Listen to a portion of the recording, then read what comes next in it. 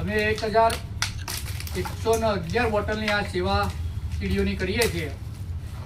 એમાં લોટ, તેલ, ઘી, ગુરુ, ખાંડ, કોપરાની છીડ બધું નાખીને ચૂરમું બનાવ્યું છે અને કીડીઓની સેવા બોટલોમાં ભરી સેવા પહોંચાડી દઈશું કીડીઓ સુધી।